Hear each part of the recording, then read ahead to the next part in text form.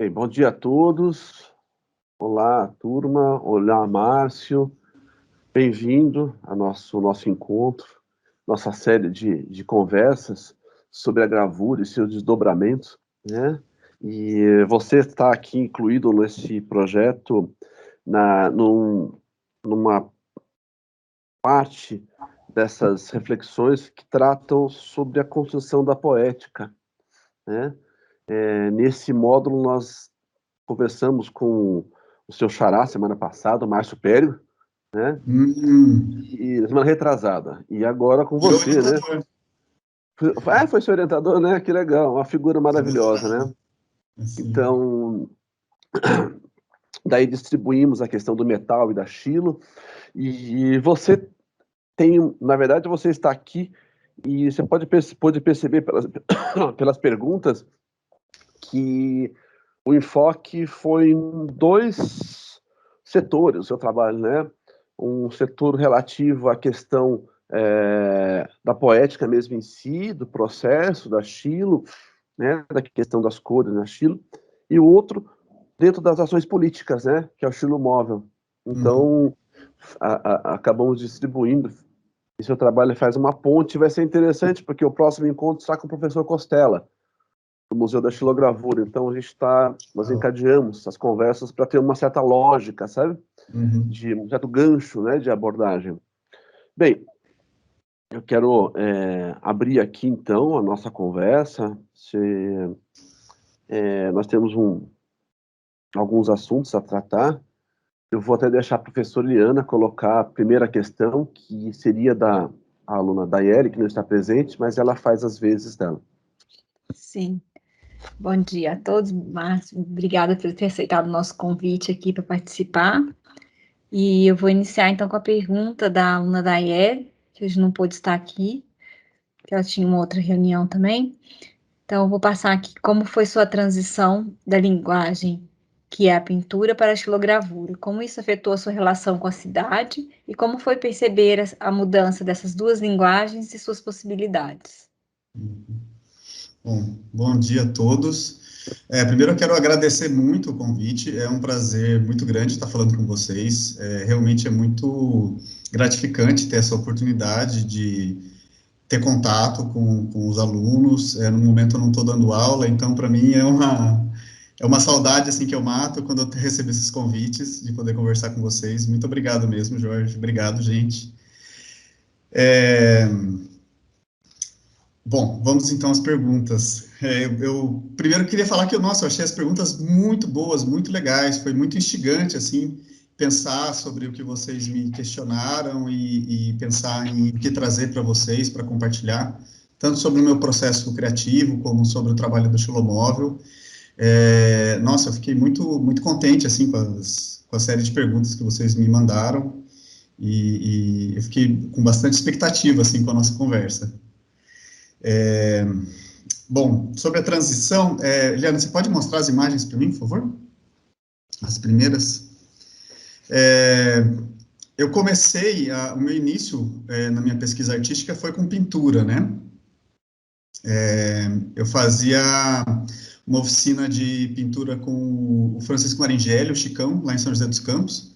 Inclusive, a gente compartilhava o ateliê com o Jorge, né, que dava gravura lá no prédio da Tecelagem Paraíba. E lá eu comecei uma investigação com pintura têmpera, com encáustica, com alguns métodos de pintura, onde a gente ficava experimentando essa manipulação de médiums, né, e de pigmentos, e de receitas de têmpera, enfim. E essa história me acompanhou até o mestrado, né, eu fiz a graduação, depois eu vim para Campinas para fazer a graduação, e continuei fazendo pintura até o mestrado. E durante o mestrado eu fiz essa pesquisa com encáustica, que a encáustica, eu não sei se vocês conhecem, mas é uma técnica de pintura que usa cera de abelha, né, como médium, né. Então é uma pintura bem encorpada, que tem bastante matéria e que dá para explorar bastante essa coisa da matéria. Inclusive, isso fica até dá para ficar meio escultórico na pintura, assim, né, digamos, assim, dá para brincar com esses relevos e com a matéria da cera, com a transparência da cera. Então, essa pesquisa que eu fiz no mestrado, pode passar para mim, Liana, por favor?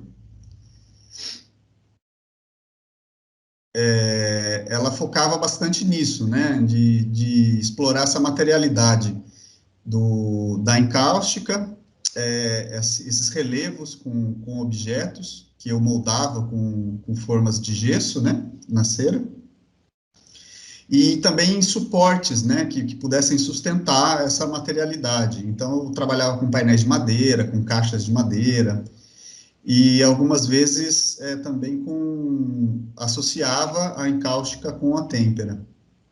Pode passar a próxima imagem para mim?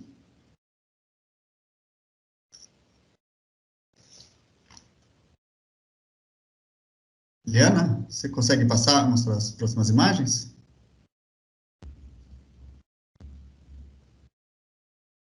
Ah, obrigado. Isso. Então, eu explorava fazia esses objetos com cera, né, com cera colorida, e continuava a pesquisa que eu já tinha iniciado com a têmpera, né, também estava presente na encáustica, essa manipulação da cor através da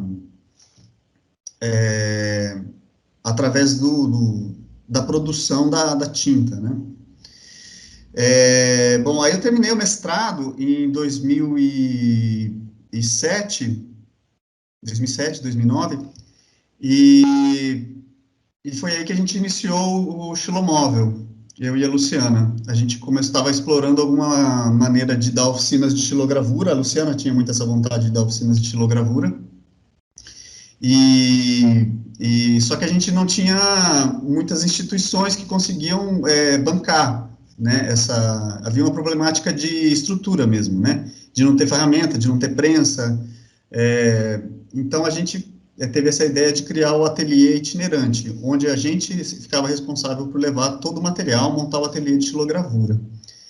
E como eu estava nessa ressaca do mestrado, que tinha sido uma coisa muito intensa, muito forte, e a gente tinha iniciado esse projeto novo com a xilogravura, e eu não fazia xilo desde a graduação, aí a gente estava explorando ferramentas para as oficinas, e se envolvendo com isso, e comprando prensa para o projeto, e aí eu comecei a fazer xilo para, assim, poxa, estou dando aula de xilo, estou dando oficina de xilo, então preciso voltar a fazer xilo, né?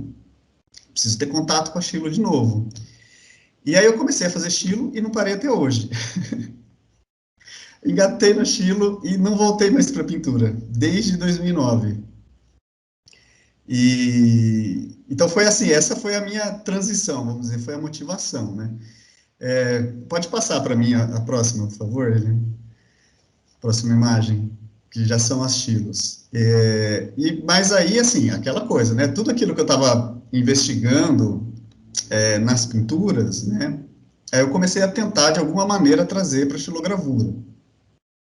Então, a primeira tentativa de fazer isso foi através das matrizes recortadas, que é esse tipo de trabalho que está aí na imagem, que aí é um painel, né, que eu montei para uma exposição com várias xilogravuras. E aí eu estava tentando trazer essa relação, né, de cor na xilo, e no primeiro momento de uma maneira muito básica, né, que é uma figura e fundo, né. Então eu fazia uma matriz recortada, né, eu recortava essa figura na placa de madeira, na matriz, e aplicava duas cores, né, uma cor para o fundo, uma cor para a figura, e ia explorando possibilidades de trabalhar isso. E aí depois essas matrizes soltas poderiam ficar também impressas juntos, em trabalhos diferentes. Teve toda uma linha, assim, de pesquisa que eu fiz com essas matrizes recortadas, que às vezes eu uso até hoje, né? Por exemplo, agora eu estou fazendo uns trabalhos que eu uso stencil, junto com as quadricromias, que é a última coisa que eu estou experimentando fazer agora. E esse stencil, ele tem muita relação com esse trabalho, né, de matriz recortada, que eu fazia no início, né, assim, de você trabalhar com essa linha de silhueta, né, com esse recorte, e que você vai preencher esse recorte de alguma maneira. Então, essas coisas acabam vindo e voltando no trabalho, né, e tem... pode passar para mim também a próxima, por favor, Helena? Por exemplo, esse trabalho, ele tem uma ligação direta com aqueles trabalhos de encáustica, né? Que ele, na verdade, é um daqueles trabalhos de cera, né? Uma figura que é um pino de boliche, que ficava dentro de uma caixa, né? E aí eu peguei essa imagem e transformei numa Chilo. O pessoal perguntou para mim do linóleo. Esse foi o único linóleo que eu fiz, que eu consegui fazer assim que eu achei que resolveu. Eu fiz uns testes com quadricromia e linóleo, mas eu não consegui fazer assim a retícula de uma maneira que eu achei que deu muito certo. A única que eu consegui fazer foi essa, que na verdade a retícula está em forma de linhas, né? Ela não está em forma de pontos. Então são linhas que se cruzam e formam as cores. Então esse trabalho assim ele é praticamente uma tradução, né? Daquele trabalho que tinha um volume, que tinha era um objeto mesmo, para a gravura colorida. Pode passar para a próxima, por favor? E aí, essa é a Chilo da Frida, que foi a primeira que eu testei a quadricromia. Eu peguei uma fotografia da Frida Kahlo, que é um autorretrato dela, que é uma foto mesmo, né? Esse não é pintura, esse ela fez uma fotografia dela, e as cores são muito interessantes dessa foto. E foi a primeira experiência que eu fiz com a quadricromia na Chilo, né? Assim, usando placas de MDF, né, como matriz. E deu muito problema com a transferência da imagem, eu perdi muita informação, mas eu percebi que tinha algum material aí que eu podia explorar, que eu conseguia desenvolver algumas coisas de produção de cor, de construção de cor e de manipulação dessa produção da cor, nessa Chilo com as retículas, né? Mesmo nessa imagem, que as retículas ainda estão bem grosseiras, estão bem, com pouca definição, mas eu falei assim, nossa, eu acho que dá para trabalhar com isso. Então, desde essa gravura inicial, que eu comecei a fazer as gravuras com quadricromia. Então, resumidamente, esse foi o início.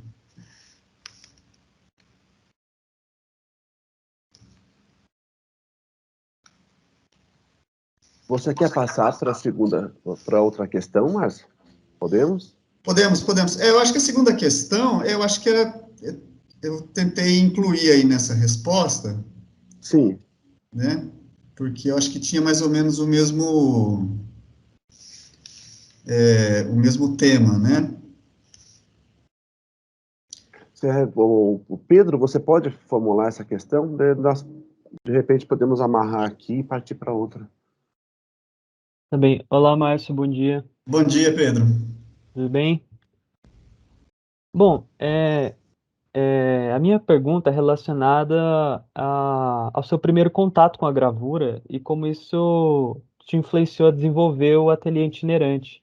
Imagino que com a sua explicação já deu para a gente entender um pouco mais, né, dessa passagem da pintura para a gravura, esse contato da pintura que transfere um pouco para a gravura também.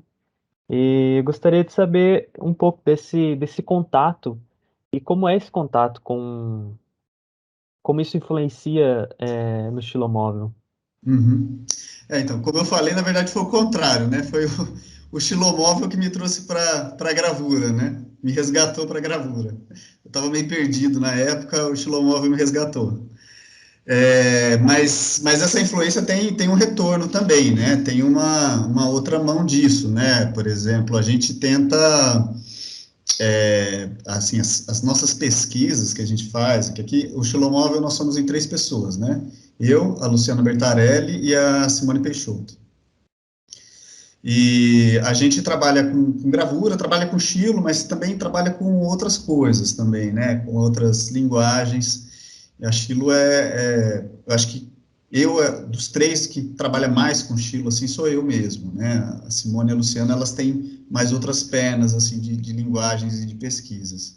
Mas a gente sempre procura trazer isso para o trabalho do estilomóvel também, para cursos, né? Então, por exemplo, quando a gente dá um curso de estilogravura que é mais longo, né? Não essa oficina rápida de um dia, mas cursos que tem mais encontros, 4 encontros, 6 encontros. Então, a gente, mesmo para turmas iniciantes, a gente já tenta conversar sobre estilogravura e cor, né? Como incluir a cor na estilogravura, que a estilogravura não é só preto e branco. O que é um registro, né? Como você trabalha com 2 matrizes, né? Se der tempo, a gente tenta falar um pouquinho de retícula e de tonalidade na estilo, como é que isso é possível, né? Então, a gente vai tentando trazer esses assuntos que interessam para a gente para os trabalhos do estilomóvel também, né? Para as oficinas, para os cursos.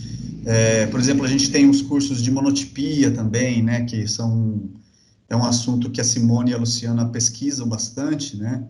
Então, elas dão as oficinas de monotipia com folhas, com plantas, e como transforma isso em matriz também, que são pesquisas, que são assuntos que estão nas pesquisas delas, né? E isso, invariavelmente, também acaba virando o assunto dos cursos e dos projetos do estilomóvel, né? Às vezes, em trabalhos artísticos, a gente faz também umas ações, né? Exposições coletivas que a gente faz junto, intervenção urbana, faz trabalhos para expor na cidade, né, em locais não convencionais, né, e então a gente, esses assuntos do trabalho acabam contaminando, né, o trabalho do estilomóvel também, né, a gente usa o estilomóvel, assim, isso foi uma coisa que quem falou para mim pela primeira vez foi o Chicão, né, o Francisco Maringelli. Eu estava conversando com ele sobre essa coisa de ser artista, dar aula, tal, e ele falou para mim, falou assim, é uma via de mão dupla, né, você quando está dando aula, você também está pesquisando, né, isso é uma coisa que alimenta o seu trabalho artístico, né, então são questões que aparecem lá com os alunos, na aula, que acabam alimentando o seu trabalho artístico, e essas questões do trabalho artístico te alimentam como professor também, então isso sempre está ligado, né, isso não se dissocia, né. Não sei se eu respondi sua pergunta. Ótimo, Verdade, muito viu? obrigado. Bom, Vamos passar à próxima questão, Helena? É com o Manassés. Sim. Ei, Márcio, tudo bem? bom dia, Manassés. Tranquilo? Bom dia. Márcio, você já falou um pouco, mas eu queria que você falasse um pouquinho mais assim sobre como é que surgem essas suas estilos, principalmente essas mais recentes assim. Uhum. No que diz respeito assim às imagens que vêm da fotografia, se você faz as próprias fotografias, como é que é essa escolha também, como é que surge assim essa coisa toda? Certo, certo. Acho que aí a gente pode ver as imagens de novo, Leandro. São fotografias que eu tiro, né? São registros que eu faço. Alguns registros eu faço já pensando na estilo mesmo, né? Pensando no trabalho, pensando na luz, pensando na relação entre figura e fundo, no espaço que isso ocupa, né? Então, às vezes, algumas fotografias já são produzidas para isso, né? Pensando nisso. Pode ir passando, Helena, por favor. Obrigado. E, assim, esses objetos, eles têm muitas origens diferentes, assim, né? Alguns objetos são objetos meus, por exemplo, essas ferramentas são do avô da Luciana, que a Luciana é minha esposa, né? A gente é casado. E essas ferramentas eram do avô dela, que estavam com o pai, então eu pedi emprestado. Me empresta, eu quero fazer umas fotos desse objeto. Aquele primeiro lampião, que é um lampião Aladim, que ele tá faltando uma peça, né? Ele tem uma parte de vidro, assim, em cima, um lampião de querosene. E era do meu avô, e estava na casa da minha mãe, aí também foi uma das primeiras quadricromias que eu fiz. Então, assim, muitos objetos têm uma relação afetiva muito forte, muito evidente, né? E outros não, outros objetos são uma questão mais formal mesmo, né? Uma questão de explorar a linguagem da imagem, de olhar para a fotografia e pensar nela como uma possibilidade de explorar questões da gravura, da cor, né, de produzir a retícula. Pode passar para a próxima, para mim, por favor. Obrigado. Então, por exemplo, essa imagem é da última gravura que eu fiz, uma gravura grande, né? Eu acho que eu vi um vídeo desse processo, inclusive. Isso, tem o vídeo. Tem o vídeo que eu fiz, isso, gravando as matrizes, que são umas matrizes grandes, né? Essa é uma tricromia, são 3 matrizes. Eu não fiz a quarta, não fiz só 3. Achei que 3 deu, tá bom. Mas é uma fotografia que eu tirei na rua. Assim, a gente estava indo na padaria, paramos o carro, e aí eu desci do carro, tinha um senhor assim que guardava os carros, né, na rua, e ele tinha uma cadeira onde ele ficava sentado, descansando, embaixo de uma árvore, e nessa árvore tinha essa peruca de casca de laranja pendurada, né? E aí eu olhei para isso, eu não conseguia tirar o olho dessa coisa, assim, que ele ficava descascando laranja, todo dia pendurando a casca de laranja num prego na árvore. E isso secou e ficou essa cabeleira, né, de casca de laranja. E há muito tempo atrás eu tirei essa foto e fiquei com essa foto guardada durante um bom tempo. E eu acho uma foto, assim, uma imagem muito que me atrai bastante, né? E aí até que eu resolvi fazer essa gravura grande, né, usando essa imagem. E, inclusive, porque eu tinha vontade de fazer essa imagem, mas eu olhava assim, nossa, se eu fizer um tamanho reduzido, isso não vai dar certo, vai ficar muito complicado. Então, quando eu resolvi fazer uma imagem grande, eu falei assim, então agora dá para usar essa fotografia. E aí eu fiz, inclusive, um recorte dela, né, não é essa imagem inteira, é só um recorte, e aí essas curvas e esses sombreados das cascas, eles dão uma saltada, assim, né? Isso fica mais evidente, né? Esse contraste com os brancos da casca, isso aparece bastante na gravura. Então, são assim que essas imagens surgem, assim, tem muitos caminhos, assim, na verdade, né? Eu não tenho muita coerência com isso, não. Isso, às vezes, para mim, eu acho que, às vezes, é até um problema, assim, sabe? Mas é assim que eu trabalho, acaba sendo assim mesmo, sabe? Tem coisas que são minhas, tem coisas que são de outras pessoas, tem objetos que são emprestados, tem coisas que eu encontro na rua ou numa viagem, tem muitas origens, assim, diferentes. E eu acho que o que acaba agregando, assim, essas imagens é essa questão de procurar uma forma de explorar essa relação entre cor e a sua construção, né? São imagens que me possibilitam isso, né, na verdade. Como é que eu consigo explorar essa construção da cor, que lá antigamente eu fazia com pintura, com pigmento, com cáustico, não sei o quê, e agora eu faço cortando madeira, né, fazendo cortes na madeira. Maravilha, Márcio. É muito bonito o vídeo desse processo, inclusive, é muito legal de ver. Obrigado. Foi um amigo que fez esse vídeo, o Vinícius, e nossa, ele é pintor também, ele desenha, faz gravura, e faz esses vídeos maravilhosos, porque ele tem um olhar muito especial, né? Assim, eu não preciso falar nada para ele, eu só chamo, Vinícius, vem aí gravar, e aí ele tem um olhar, assim, que ele capta exatamente o que precisa ser mostrado sobre o processo. É muito legal. É muito bacana. Sempre que a gente pode, a gente trabalha com ele. Eu adoro esse trabalho seu, tanto que assim que você começou a fazer, eu já coloquei para os alunos na época, né? Mandei o link e tal. É a vantagem da rede social, né? E nós acompanhamos esse trabalho. E quando eu chamei você para conversar com a Patrícia Brandstatter, foi exatamente porque eu julgo a sua xilogravura pintura, né? Sim, Você tem toda uma preocupação da pintura na xilo, né? E foi uma conversa, aliás, muito legal aquela. E eu não consigo pensar o seu trabalho como xilo, sabe? Né? Sim. Eu penso sempre com essa conexão com a cor, com o gesto, né? Com as massas e tal.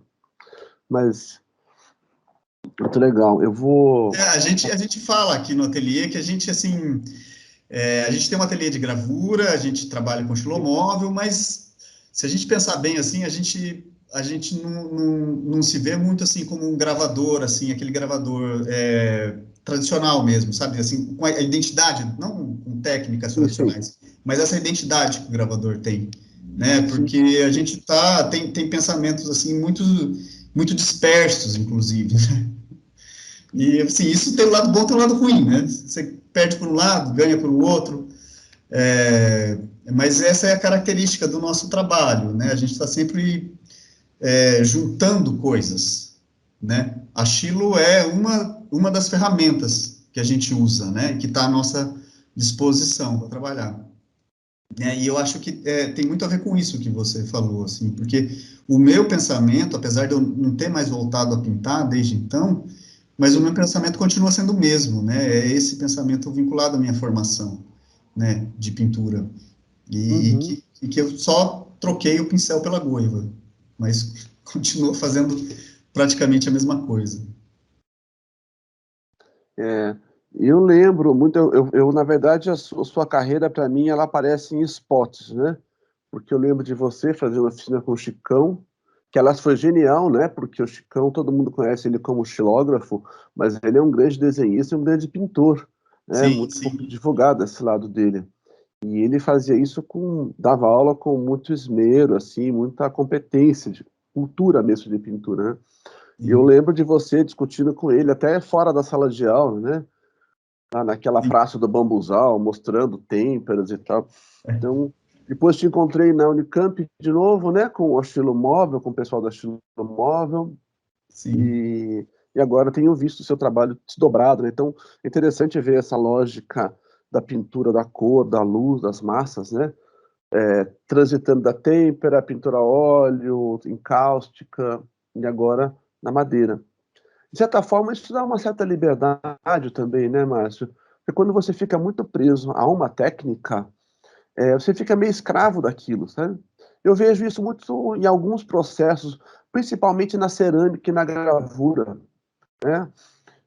Na cerâmica, você tem assim, aqueles mestres de cerâmica de alta temperatura e esmalte X, sabe? E na gravura, às vezes, tem umas especializações de maneira negra, isso, aquilo, que acabam virando camisas de força, né? E é interessante poder transitar entre os processos, mesmo porque isso acaba oxigenando sempre, né? Sim, A sim, eu imagem. acho. Eu acho. Putz, eu gosto muito de experimentar, né? De experimentar coisas. Então, para mim, ter essa diversidade, assim, de linguagens é muito bom. Assim, eu Uhum. entendo, porque tem técnicas que são muito sedutoras, né? O resultado é Sim. muito sedutor, né? É muito encantador. Então, isso eu acho que acaba, às vezes, prendendo a pessoa ali mesmo, né? Porque Uhum.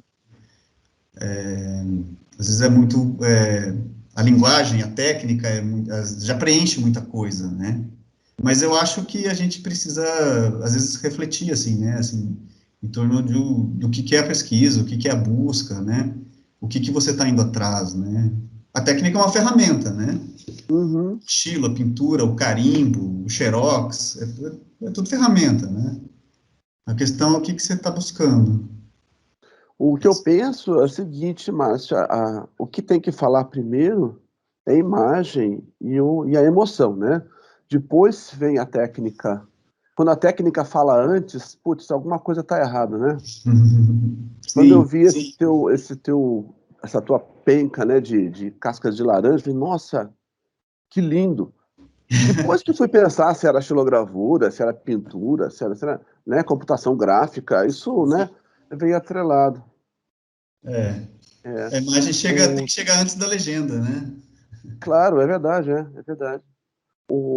Acho que nós podemos passar para a próxima questão, Sim. né? Pode ser, Eliana? Acho que é o Ramon, né? Olá, gente, bom dia, Márcio. Bom dia. É, então, a pessoa falando dessa parte de experimentações, a pergunta é, sobre experimentações, ao utilizar diferentes matrizes ou técnicas, você fala sobre frustrações e paciência, algumas limitações e qualidades. Você poderia explanar mais a esse respeito? Uhum. Sim, sim. Vamos lá ver a imagem, Leandro? Obrigado. Tem uma colega nossa, Cláudia França, não sei se vocês conhecem, ela tem uns trabalhos muito interessantes, e ela foi colega nossa aqui na Unicamp, ela dava aula na especialização, e eu achava incrível, porque ela tinha uma disciplina que ela falava só sobre fracassos. O assunto da disciplina dela era fracassos, trabalhos que não deram certos. Eu achei aquilo genial quando ela apresentou aqui, falou assim, nossa, que incrível, assim, quer dizer, você tentar pensar no seu processo a partir das coisas que deram errado, né? E por que deu errado, assim? E tudo que dá errado, na verdade, está indicando um caminho, né? Ele está te mostrando alguma coisa. Pode ser um limite, pode ser está reforçando uma ideia, mas às vezes pelo contrário, né? Então, acho que isso, e principalmente quando você está trabalhando com experimentações técnicas, experimentando coisas novas, coisas que você não sabe o que vai acontecer, isso está fadado a acontecer muito, né? Muito. Mas eu trouxe 2 exemplos para vocês que são 2 coisas que eu fiz mais recentes, assim, que foi na pesquisa do doutorado. Que eu estava fazendo essa pesquisa com quadricromia, né, com a produção da cor na gravura, na Xilo, e eu estava muito empolgado e querendo ver, nossa, quais são as possibilidades que isso tem, né, até onde que eu posso ir. E aí eu tentei fazer isso, além de fazer a Xilo, né, de fio, né, que eu uso muito, como matriz, eu uso muito o MDF, né, e eu falei assim, nossa, será que dá para eu trocar esse material por outro, né, aí eu tentei o linóleo, funcionou mais ou menos. Aí essa gravura é uma gravura de topo. Foram 3 topos que eu ganhei de um amigo, o pai é marceneiro, e ele não sabia dizer que madeira que era. Eu falei assim, é uns topos aí. E eles estavam cortados nesse formato já, os 3 do mesmo tamanho. Eu falei assim, nossa, vou fazer uma quadricromia no topo, né? Claro. E não deu certo, né? Não funcionou, sim. É interessante, a imagem tem alguma coisa, ali sobrou algo, eu gosto um pouco, mas definitivamente não funcionou, eu não consegui chegar no que eu queria, né? Tive problemas para transferir a imagem, para cortar, para manipular a ferramenta, porque é estilo de topo, mas é outra coisa, é outra técnica, é outro funcionamento, é outra relação com o material, a ferramenta funciona de outra maneira, né? Então, isso foi bastante frustrante para mim, né? Mas isso indicou um caminho, né? Se mostrou, assim, calma, pera, não precisa fazer tudo, né? Pode passar para a próxima. Esses são os topos, né? Então, eu fiz três matrizes, né? Uma para o amarelo, uma para o vermelho e uma para o azul. Imprimi e não consegui tirar da matriz a imagem que eu estava procurando, né? Não consegui fazer essa gravura do topo. Pode passar para a próxima, por favor. Obrigado, Leandro. Aí a outra que eu experimentei fazer foi no metal, foi com água tinta, né? E tem uma coisa interessante aí que eu acho que mostrou, assim, também é possível, dá para fazer. Eu acho que é possível fazer alguma coisa com água tinta. Inclusive, em algum momento eu quero voltar para o metal. A gente finalmente conseguiu uma prensa de gravura em metal para o ateliê. Eu acho que em breve deve estar chegando no ateliê uma prensa de uma Topal aqui para a gente. E então eu quero voltar a experimentar, fazer algumas coisas com cor no metal. Eu não sei se eu vou fazer só com água tinta, se eu vou experimentar água tinta com ponta seca ou com buril, enfim. Quero voltar a experimentar. Mas nesse momento foi uma experiência que não deu certo, que não funcionou também. Tive problema de registro, tive problema de manter a imagem né, com o mesmo padrão, né, nas 3 matrizes,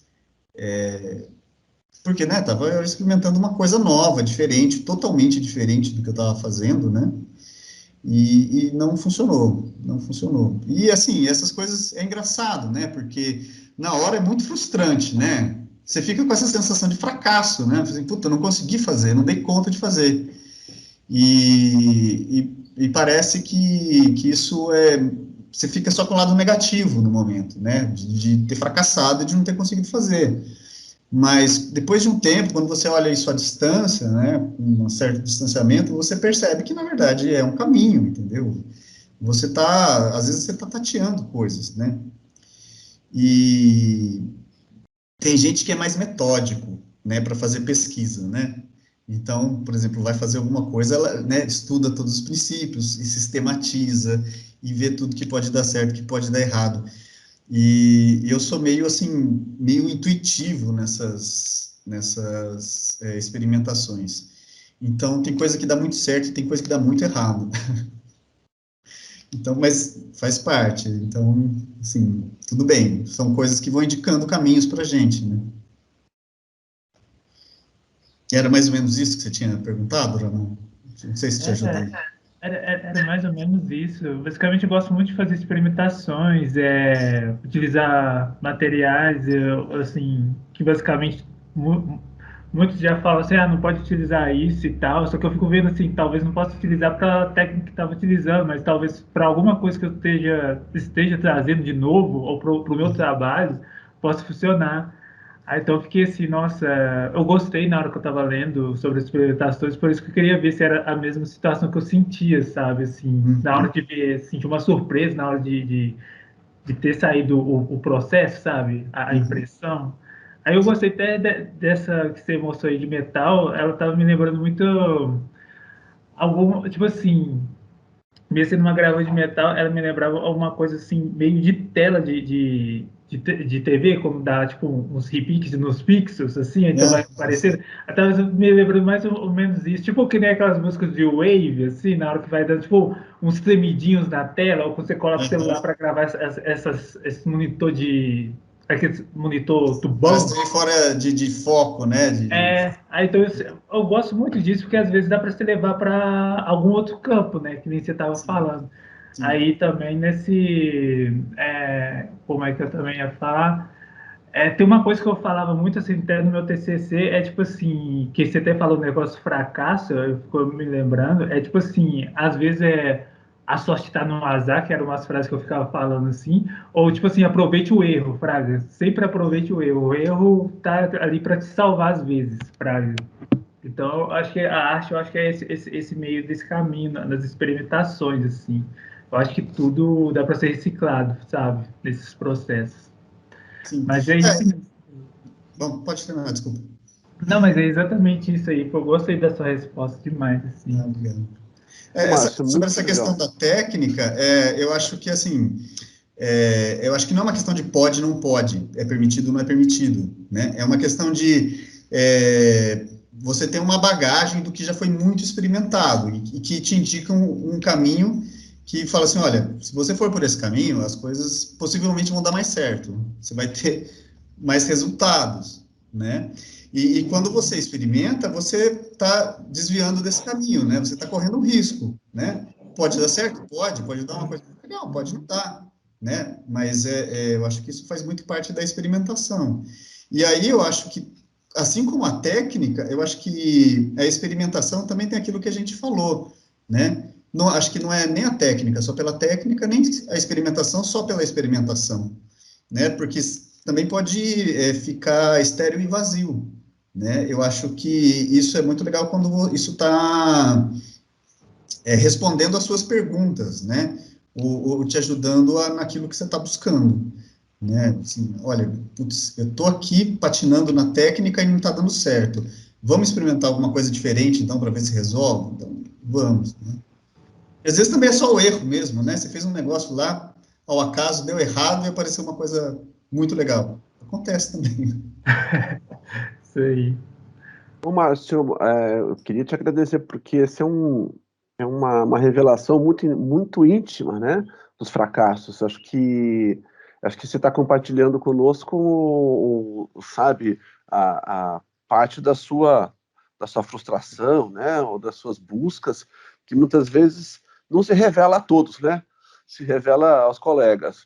E tem uma coisa que eu achei muito interessante aqui nessa tua colocação, porque, a meu ver, de fora, ambas as imagens, tanto a de estilo, de topo, quanto a de metal, elas têm uma qualidade plástica muito sedutora, né? Eu gostei, não pode dizer que, puxa, para mim são legais. No entanto, isso revela um outro lado que para nós é muito importante, que é ouvir a si próprio. Que acontece muitas vezes a gente fazer uma experiência e as pessoas em volta se admirarem aquilo, nossa, mas está muito bom. Mas na verdade isso tem que estar bom para nós, para quem faz, né? É uma verdade interna que a gente busca. E eu acho que isso é uma ética que acho que vale para todos. E eu lembro sempre de uma coisa que o Grassmann falava em relação ao Alfred Kubin. O Kubin dizia que toda vez que o trabalho dele estava chegando num resultado muito elegante, ele desmontava tudo porque ele não queria aquilo, né? Ele queria recomeçar. Então, são essas verdades internas. Acho que isso é um ponto muito importante a ser tratado, assim, na carreira do artista, não importa o processo. Obrigado, acho que foi muito legal. Esse é um ponto central da nossa conversa aqui. Eu creio que nós podemos passar de novo, então, para o Manassés, né? Acho que é um assunto interessante aqui. Pode ser, Eliane? Você quer falar alguma coisa? Aí, né? Está sem Estou microfone. falando com o microfone mudo. Exatamente.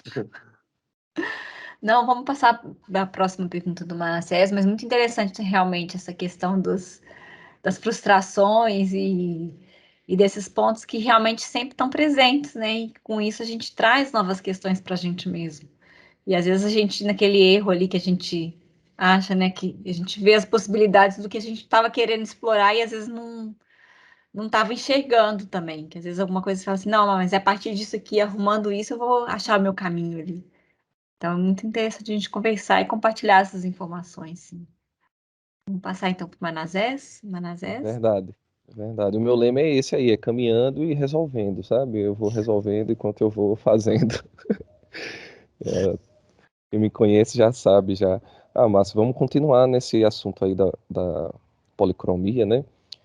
Você já falou bastante sobre, mas eu queria saber umas coisas mais específicas, assim, por exemplo, sobre o formato, né? Se tem um formato, uma dimensão, na verdade, né? Se tem uma dimensão que propicia um melhor resultado, se você já identificou isso, assim, e se a retícula, né, ela tem relação também com o tamanho, né, com a dimensão das matrizes, assim. Porque eu gosto muito dessa relação, assim, né, uma coisa que eu sempre converso com o Jorge é essa coisa do diminuto e do grandioso, assim, né, e eu tô sempre pulando nos meus trabalhos, eu tô fazendo coisas bem pequenas, às vezes, e depois, vou para uma coisa gigante. Queria que você comentasse também. Eu acho essa relação muito, muito interessante também, eu gosto bastante. Eu não lembro qual que é a próxima imagem, Helena, o que é que a gente tem aí? Esqueci que coloquei. Mas tem assim, a questão da retícula tem tudo a ver com a dimensão da gravura, sem dúvida. Putz, eu ia mostrar isso aí, eu esqueci. Era sobre a história do fracasso também. Isso aí são testes de cores que eu faço para as quadricromias, porque eu faço a quadricromia com as 3 primárias, né, igual a fotografia, e aí depois eu mudo essas cores na hora da impressão, né, e às vezes na hora de mudar a cor, por exemplo, na hora de mudar o magenta para um rosa, se eu não ajustar direitinho essa cor, a imagem não acontece, vira outra coisa. Tem gente que gosta, adora, acha lindo, né, mas não é o que eu estou procurando. E aí eu tenho que ficar fazendo esses testes de cor na hora de preparar a tinta, né, para ajustar bem o tom, porque teve várias que não deu certo. Então eu fico fazendo esses testes de cor. Na hora de imprimir o azul, fico lá fazendo testes até eu achar o azul certo. O vermelho, né, o rosa que eu estou fazendo, ou às vezes é um cinza, né, às vezes é uma acromática, né, então eu estou fazendo escalas de cinzas, aí eu tenho que ficar fazendo esses testes de cor. Era isso. Aí, no momento desses testes de cor, Márcio, você já faz a sobreposição das cores para ver se está funcionando direitinho? Sim, aí eu comparo, né? Eu comparo para ver se o salto de cor, né, de uma para outra está equivalente, né? Porque, por exemplo, a primeira eu faço em amarelo, magenta e ciano. Aí, se eu troco o amarelo por uma cor mais acinzentada, aí esse magenta também tem que ter o mesmo salto, né? Do que do amarelo para o magenta. Então, eu tenho que ficar comparando o tom para ver se esse salto é o mesmo, né? Porque senão a imagem muda completamente, vira outra coisa, né? Se essa tonalidade da impressão não está ajustada, vira outra imagem, vira outra coisa. Então, é isso. Bom, mas voltando sobre o assunto da retícula, né? As primeiras que eu fiz eram tamanho, era um A3, assim, né? 30 por 40, mais ou menos. E eu fiz uma série desse tamanho. Então, essa aí é uma impressão de uma cor separada, né? Um amarelo.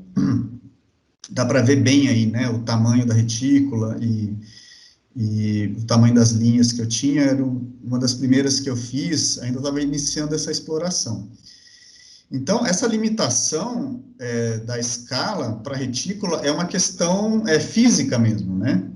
Porque quanto maior a matriz que eu tenho, a proporção da minha menor retícula fica maior com relação à maior retícula que eu consigo gravar. Então, por exemplo, nesse tamanho A3, eu não consigo fazer essa variação muito grande, né? Isso me limita bastante, né? Pode passar para mim, para a próxima imagem. Obrigado. Então, esse já é um zoom de uma matriz já um pouco maior, que aí eu já comecei a trabalhar com 60 por 40. E aí eu fiquei trabalhando bastante tempo nesse tamanho, que era o tamanho maior que eu conseguia imprimir na nossa prensa aqui do ateliê. Era 60 por 40. Então, aí no 60 por 40, que já é o dobro de tamanho, eu já conseguia variar mais, né? Ter uma variação maior entre as menores retículas e as maiores. E porque, na verdade, nesse trabalho, o que me interessa bastante, além dessa produção de cor, é exatamente essa textura, né? É a textura da superfície da imagem que me interessa, né? Porque se não fosse essa textura, eu só ia estar reproduzindo uma imagem fotográfica, né? E não é essa a minha intenção. A minha intenção é que esse corte, esse gesto do corte, e isso fique evidente, isso apareça na gravura, né? E isso que dá uma qualidade da imagem que ela tem, e que é o que eu acho interessante, né? Pode passar para a próxima, Eliana, por favor. Ô, Márcio, o que eu agora pensando nisso, essa retícula sua, ela mimetiza, de certa forma, a textura da tela da pintura, né? De certa forma, sim. Horizontal, não é? Sim, de certa forma, sim, tem um paralelo aí, com a textura da tela, em alguns momentos também com uma coisa mais gestual, né, da pincelada mesmo. Sim. Tem relação com um monte de coisas, né? Então, por exemplo, essa já é uma gravura 60 por 40. Então, assim, a gente já consegue ver que eu consigo fazer uma textura mais variada, né? Você tem um ritmo, né, de cortes e de manchas, onde isso fica mais, né, para mim fica mais interessante, fica mais dinâmico, né? Então, por exemplo, eu tenho regiões que esse corte já fica bem definido, a imagem tem uma definição maior, uma passagem de cor mais gradual, né? Tem outros que o corte está bem evidente, está bem aberto, né? Fica uma malha, né? Que fica, né? Como o Jorge falou, que lembra um tecido aberto, né? Esgarçado, né? E que deixa aparecer mais o que está embaixo e tal. Então, para mim, essa variação de ritmo e de dinâmica, para mim isso é muito importante, né? No trabalho. E aí isso tem tudo a ver com o tamanho, com a escala. Porque, assim, tem um limite do quanto pequeno é esse corte que eu consigo fazer, né? na matriz, né? Mesmo usando ferramentas muito delicadas, mesmo usando o MDF, né, que é um material que eu consigo cortar em todos os sentidos, chega um momento que eu não consigo fazer uma retícula menor do que aquilo, né? Então, tem uma barreira física aí que eu consigo manipular. Então, quando eu aumento o tamanho da minha matriz, eu tenho uma escala maior, né? A minha escala vamos dizer, de proporção entre a minha menor retícula e a minha maior retícula aumenta bastante também, né? Deixa eu ver, eu não sei se aquela gravura da casca de laranja está aí, eu acho que está mais para frente. Essa amarela, isso. Uma pergunta também, nas cores, você chega a misturar algum tipo de médio para deixar mais transparente, para fazer a sobreposição, ou elas puras, Sim, direto do tubo mesmo, assim? Bom, eu uso tinta gráfica, né? A tinta do processo offset, né? E aí tem uma tinta do offset que é o médium transparente, que é o médium sem pigmento, né? Sim. E isso foi uma experiência muito legal. Eu não trouxe essa imagem, mas quando a gente imprime com o CMYK no transparente, o que acontece? Você resgata bastante luminosidade do papel, né? Então, a imagem, ela fica bem mais luminosa, né? Porque, na verdade, o CMYK desse offset, ele é feito por processo offset que usa uma quantidade de tinta muito pequena, né? Então, naturalmente, essa tinta do offset, ela já fica transparente. E quando você usa ela pura na Xilo, você está colocando uma quantidade de tinta muito maior. Então, ela perde essa transparente, ela fica bem mais escura, né? E isso eu notei, assim, eu notava quando eu fazia o CMYK, né, que o magenta ficava mais escuro, que o ciano, assim, não era muito ciano, ele ficava um azul escuro na impressão, né? Mas é por causa dessa variação da quantidade de tinta. Esse pigmento, ele é feito para ter uma transparência, né? E aí, quando você adiciona o transparente na tinta do offset, aí volta essa luminosidade e a imagem fica bem mais luminosa. E é interessante também. E isso também, ele ajuda também na mistura de tintas, né? Porque além da retícula, você tem a transparência, né? Ainda vai ter a transparência, né? Sim. Então você acaba tendo uma passagens de tons assim ainda mais variadas, assim. Então é bem legal também usar o transparente na quadricromia. Então essa é a matriz a impressão do amarelo daquela gravura, né, das cascas de laranja. E aí o tamanho já é bem maior, né? Ela tem 95 por 135 de largura, né? Então, aí, o que aconteceu? Aí é aquilo que eu falei, né? Você tem uma variação bem maior da escala, né? De corte, né? Do tamanho dessas retículas. E aí foi a gravura que tem mais essa variação, né? Então, as gravuras, as retículas grandes, né, eu usei uns formões grandes, assim, de 2 centímetros, assim, né, de largura, então tem uns cortes bem abertos, bem largos, né, enquanto você tem retículas ainda bem delicadas em algumas áreas, assim, que a imagem fica bem definida. Então, para mim, essa coisa da escala mexe com essa variação da textura, né. Claro, tem a questão da imagem também, né, do quanto que essa imagem ocupa de espaço na sua frente, né, eu acho que é fundamental para a sua relação com o trabalho, né, isso muda muita coisa. Mas para mim também a primeira questão é essa, né, o quanto que eu consigo variar essa escala das retículas. Eu acho que a imagem anterior, Diana, voltar é um detalhe, isso é exatamente isso que eu estou falando, né. Esses pontinhos pretos é do adesivo com a imagem que eu uso, né? Então, eu tenho uma imagem fotográfica, que eu faço a separação das cores, aí eu levo numa gráfica, imprimo isso num adesivo e colo na madeira, né? E aí essa imagem ela está com essa retícula em forma de pontinhos, né? Que é o que é o meu guia, né? O meu mapa de tons da imagem, né?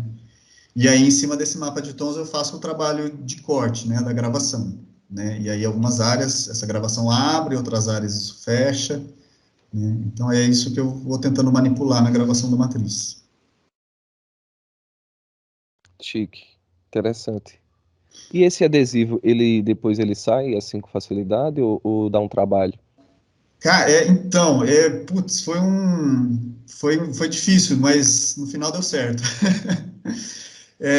Por um acaso eu descobri que secador de cabelo tira isso.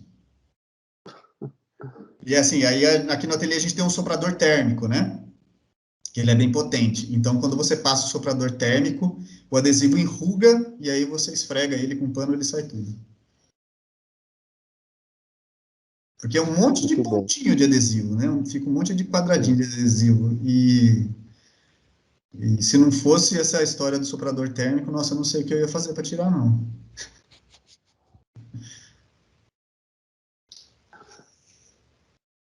Maravilha, Márcio. Maravilha. Super. Valeu.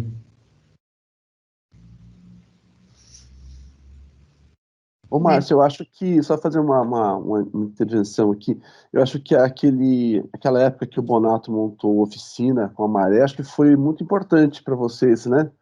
Ter esse contato com a... Super. Com certeza. Aquilo para mim foi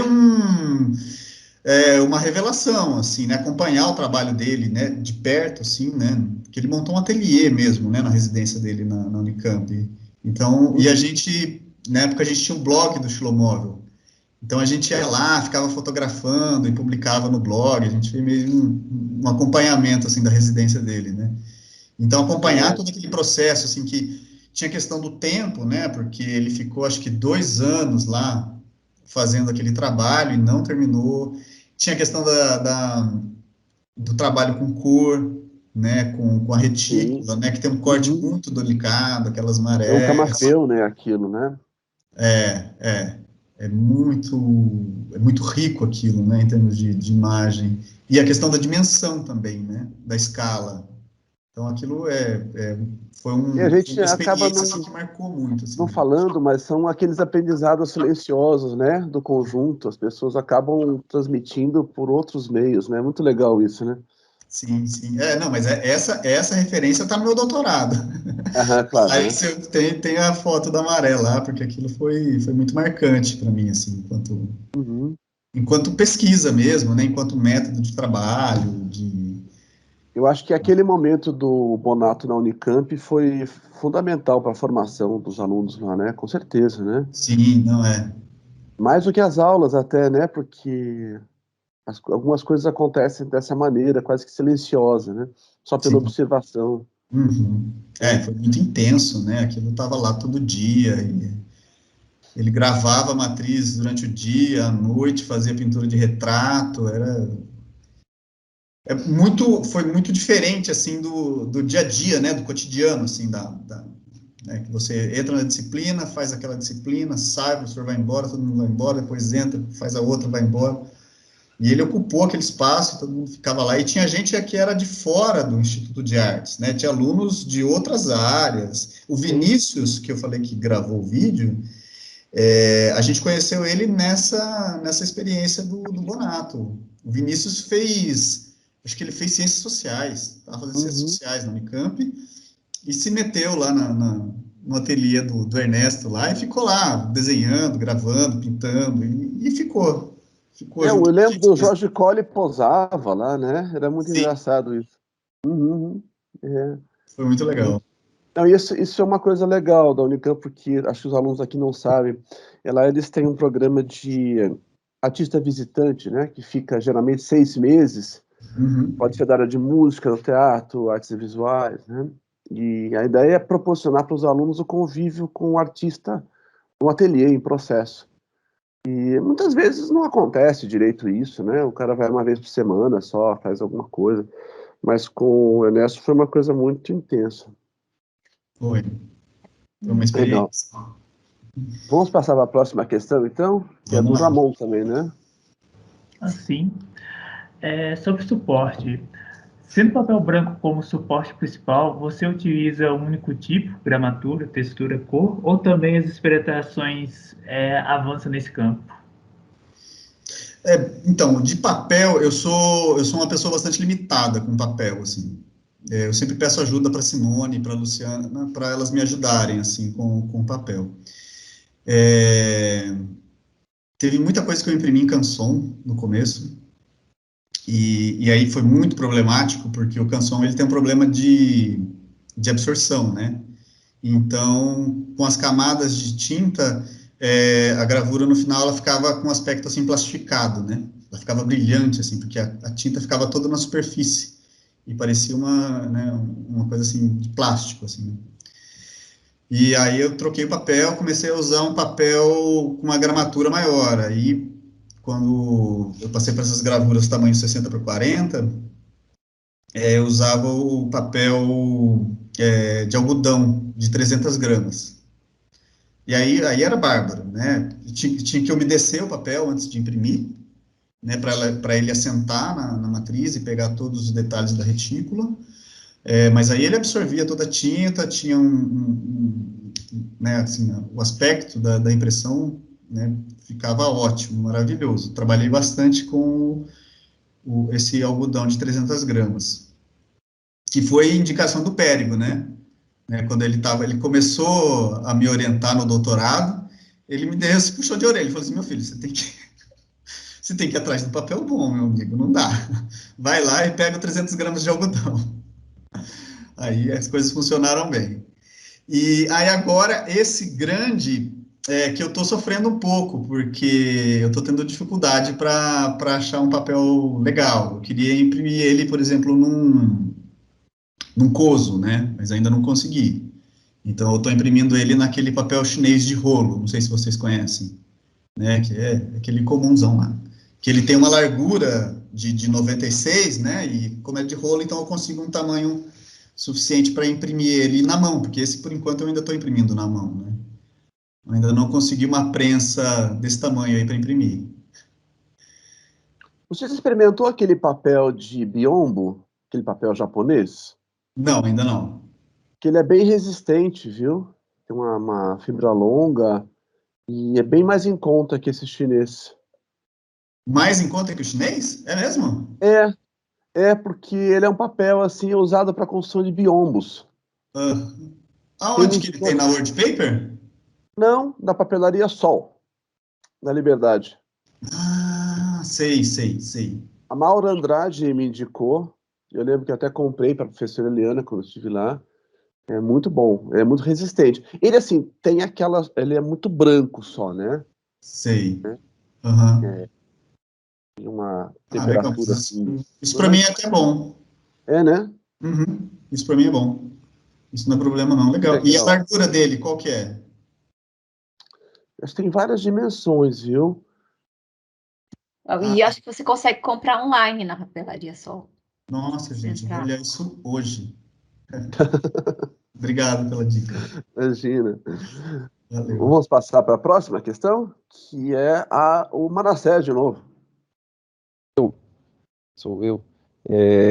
Não, mas queria pegar que a gente comentou sobre os menores formatos, né, anteriormente. Queria que você falasse um pouco mais dessa relação, assim, principalmente em relação aos carimbos, né, que o Jorge chegou a mostrar pra gente, aquele trabalho que você desenvolveu com os carimbos também.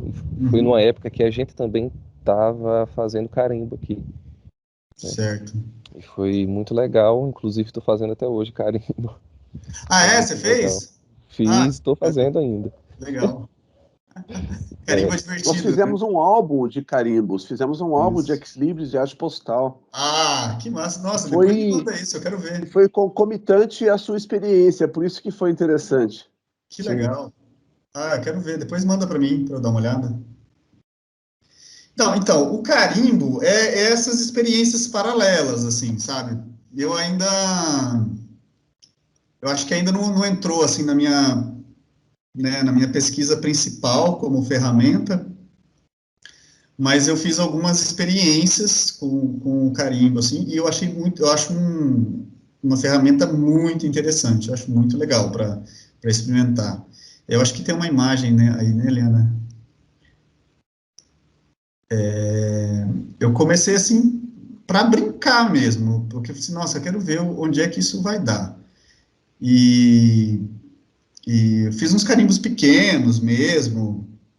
Aí esse, assim, é um trabalho que eu fiz, porque, assim, esse trabalho da quadricromia da grande que eu fiz, eu acho que eu fiquei 2 anos gravando, né, gravando e imprimindo. E às vezes eu falo assim, nossa, eu preciso fazer alguma coisa que eu termine rápido. Eu quero fazer e quero terminar. Né? Então, às vezes, eu ficava fazendo umas experiências paralelas, assim, né? E o carimbo foi uma delas. E foi legal, porque o carimbo, ele... é uma outra maneira, né? Você consegue trabalhar com outras imagens, é uma coisa mais rápida, e dá para pensar algumas coisas para oficina, para curso também. Aí pode passar para a próxima. Então, eu fiz esse trabalho, né, que assim, é ficar carimbando mesmo, né? Eu pegava, fiz um monte de carimbos e tentava criar cor, assim, tentar criar umas massas de cor e tal, e essa coisa do acúmulo, né? A ideia era meio essa, de trabalhar, mas enfim. E aí, o outro trabalho que saiu com carimbo foi o livro, né? Que eu fiz o ano passado, que é um livro que as imagens são Chilo e o texto é carimbo, né? A tipografia, né? Vamos dizer assim, as letras, eu fiz com carimbos e foi bem legal esse trabalho. Eu gostei bastante de fazer. O carimbo resolveu super bem a questão do texto. Essa coisa de fazer livro dá trabalho demais, né, cara? Eu quase morri de fazer esse livro, meu Deus. Nunca mais faço um livro sozinho, não. Foi legal, mas, nossa, dá Mas muito uma coisa, trabalho. mas você fez tipo por tipo ou fez Não, aquele carimbo é um carimbo inteiro para cada Sim, página. sim. Claro, claro. Uhum. Aí, porque, como eu já tinha o texto do livro, né? Aí eu fiz, assim, nessa página vai ter um texto. Então, eu fiz um carimbo para essa página. Aí eu imprimi essa página, né? E depois imprimia a Chilo, né? Imprimia a imagem, né? Na mesma lâmina, né? Vamos dizer assim. E aí ia virando e ia imprimindo.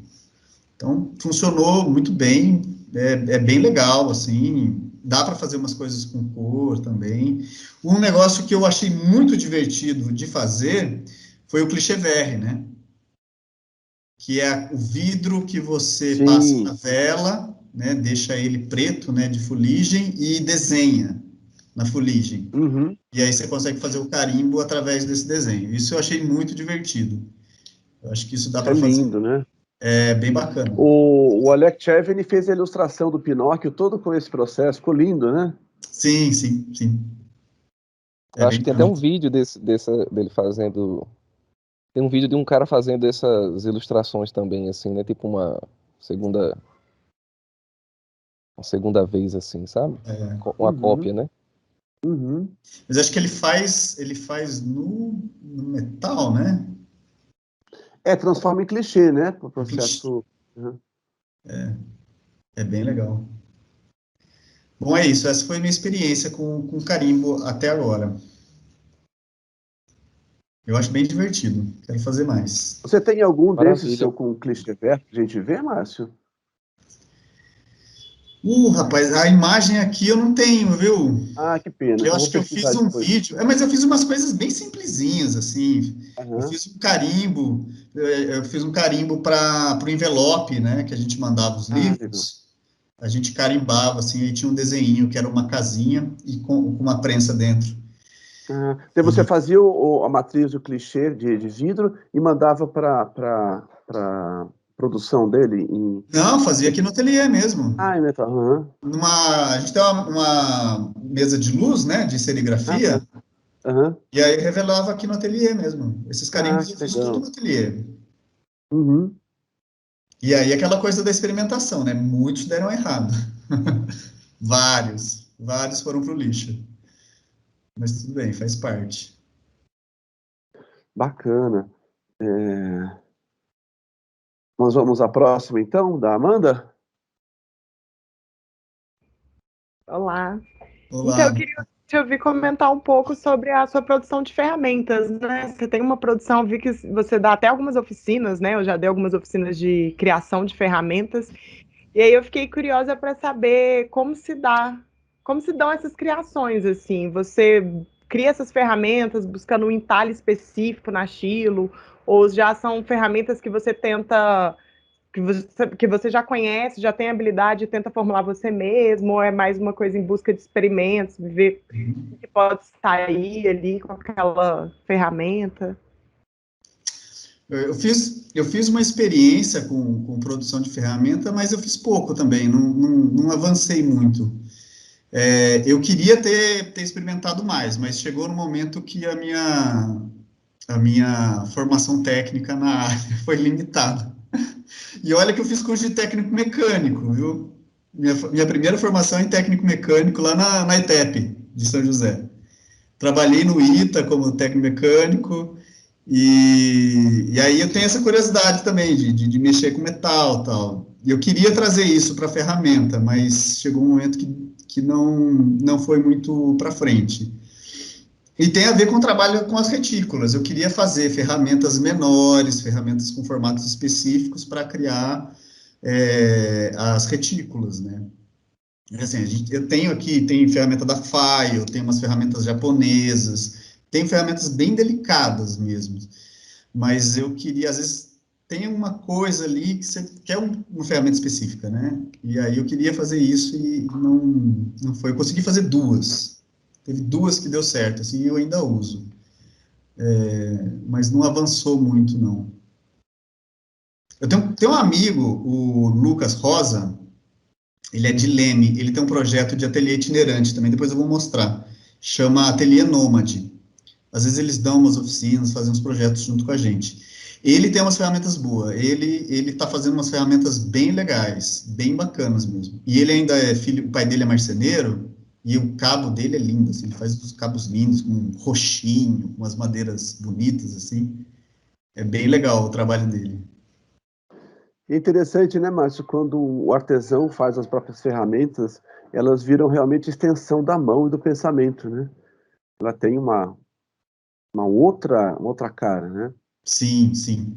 A gente tem umas ferramentas muito boas de um senhorzinho que morava em Valinhos, aqui perto de Campinas, que ele era escultor, o senhor Massaharo. Ele fazia uns bichos, assim, de madeira, mas tinha uns ursos, assim, sabe, de 1,5 metro, 2 metros de altura. Eram umas coisas incríveis, assim. E a gente foi uma vez no ateliê dele, e ele tinha, assim, prateleiras, assim, de alto a baixo, assim, do ateliê, de ferramentas que ele produzia. Que ele aprendeu a fazer escultura no Japão, antes de vir para o Brasil. Então, ele aprendeu a fazer escultura e aprendeu a fazer as ferramentas de escultura. Então, ele fazia todas as ferramentas dele. E, as ferramentas dele são incríveis, é uma maravilha. E aí a gente comprou, sei lá, compramos 4 goivas dele para experimentar, para testar. Nossa, é incrível, é incrível. Você afia assim, ela corta, que é uma delícia, assim. Aí ele faleceu. Ah, que pena. Nossa, a gente ficou tão triste, tão triste, tão triste. A gente perdeu, assim, esse tesouro que a gente tinha aqui. Mas, nossa, até hoje, é uma das ferramentas que eu mais uso, assim, para gravar, são essas goivas dele. E você olha, assim, para a goiva, é uma coisa, assim, estranha, sabe, esquisita. Sabe? Ele usou uns retalhos de aço para fazer a lâmina. Mas, nossa, tem um corte, a coisa que é impressionante. Eu fico imaginando, assim, um projeto educativo, assim, para o país, em que todo mundo fizesse compulsoriamente Senai, sabe? Né? Acho que isso dá uma liberdade, né? Eu percebi que os meus melhores alunos de arte foram pessoas que passaram por essa formação técnica. E tem uma desenvoltura muito grande com ferramentas, com material, né? É o projeto do vocacional, né? O vocacional. Do vocacional, sim. É verdade, o vocacional tinha essa ideia. É verdade, Não, isso essa formação que eu tive de técnica mecânica é um fantasma que me assombra até hoje, assim. Meu trabalho tem tudo a ver com isso. É verdade. Tudo É ali. muito legal. Uhum. É. Eu O não sou Manassés artista, também gente, teve eu sou essa técnico formação, né? mecânico. Uhum. O que eu fiz foi eletromecânico. Eu Olha, estudei legal. eletrônica e mecânica. Olha, fazer uns projetos com Arduino aí. Isso. Vira, Agora, nossa. quando PLC, essas você coisas todas. observa a formação de alguns artistas, como Calder, por exemplo, jamais teria feito aquelas coisas se ele não fosse um engenheiro mecânico, né? E aí a gente cai naquela conversa, né? Assim, é ferramenta, né? É claro. O que te cai na mão é a ferramenta. A questão é a sua pergunta, né? O que você vai fazer com isso? Ótimo. Então, já que a gente está falando de ferramentas, vamos a um outro tópico das ferramentas aqui, com a Clara. Olá, tudo bem? Olá. Tudo bem? Eu primeiro queria agradecer, que está muito legal. Você expôs suas policromias, me deu até um gás aqui para continuar um trabalho que eu estava parada. Oba, que bom! Foi muito legal ver o retículo, achei incrível como vocês foram isso na xilogravura, as texturas da matriz, nossa, deu até água na boca. Mas daí eu penso muito na questão ambiental, né? E como nosso mundo hoje atravessa uma grande crise, né? Uhum. Daí eu queria perguntar para você se você fez sobre os aspectos ambientais, esse resíduo da gravura, né? Dos químicos e tal, tanto da exploração da madeira, da pedra, do talito, por exemplo. E nesse sentido, tem sido feita alguma coisa no ateliê que você trabalha e no seu trabalho mesmo para minimizar esses efeitos? Você falou do linóleo. Menino, eu podia jurar que essa madeira era no linóleo nas fotos que eu vi no Instagram. Mas, enfim, o linóleo é uma alternativa mais sustentável? Não sei. Enfim, é isso. Olha, a gente tem uma preocupação, sim, claro. Acho que a gente nunca pode perder isso de vista, principalmente quando a gente tem uma postura de educador, né? Que a gente está multiplicando esse conhecimento e compartilhando esse conhecimento. Acho que a gente tem que ter essa preocupação assim no radar, tem que estar próximo. Eu acho que assim o nosso impacto é muito pequeno, né? Muito limitado em termos de quantidade de material e de produção que a gente produz enquanto artistas. Tudo isso é muito limitado, né? Mas a gente tem que estar de olho nisso, né? Então, por exemplo, eu acho que a primeira coisa que a gente tem que pensar é descarte de resíduo, né? É separação de resíduo, né? O que é reciclável, o que é orgânico, o que é químico, e você não pode jogar no tanque, né? Você tem que dar uma destinação correta para isso. Por exemplo, em termos de solventes, eu acho que uma preocupação mais importante, inclusive, do que ambiental até, é a questão da saúde, né? Porque solvente é uma coisa muito complexa para ficar trabalhando assim sem estar prestando atenção, sem estar preocupado. Então, por exemplo, se é uma coisa, um ácido, algo assim, usar a máscara, né? A máscara adequada, ambiente ventilado. Agora a gente conseguiu trocar o nosso solvente aqui do ateliê que a gente usava, da tinta, que a gente só usa para limpeza, né? Com um solvente à base de água. E ele é bem legal, porque além dele ser à base d'água, você dilui ele com água na hora de usar, então ele rende bem mais, você usa uma quantidade bem menor. Mas para limpeza, por exemplo, tem uns métodos alternativos que a gente usa bastante, que é o óleo de cozinha e o álcool, né? Então, dá para você limpar quase tudo com óleo de cozinha, detergente e álcool. Assim, dá para abolir completamente o uso do solvente, né? Nessas matrizes grandes que eu faço, não consigo, não dá para usar ainda. Mas, por exemplo, a mesa de vidro é muito tranquilo de limpar com álcool. Dá para fazer essa limpeza assim, e aí você vai tentando, né, mitigar um pouco esses usos, né? Porque eu acho que sim, sem dúvida, é uma coisa que tem que estar no nosso radar. Na madeira, assim, a gente quase não usa madeira maciça, né? A gente tem muito pouco acesso à madeira tábuas de madeira maciça, né? Isso é uma coisa muito difícil da gente achar aqui. Então, quando tem uma madeira maciça aqui para a gente trabalhar, provavelmente foi algum móvel velho que alguém desmontou e jogou fora e a gente pegou madeira para usar. Só cuidado com cupim, hein, gente? Cupim é problema. Assim, de madeira velha e reutilizada, cupim é um problema. Mas, fora isso, é madeira que vem da indústria, né? Compensado e MDF, né? Que eu uso bastante, o MDF. Obrigada. Ótimo. Vamos passar para a próxima questão da Amanda. Vamos lá. Vamos. Aí já entrando mais um pouco na questão do filomóvel.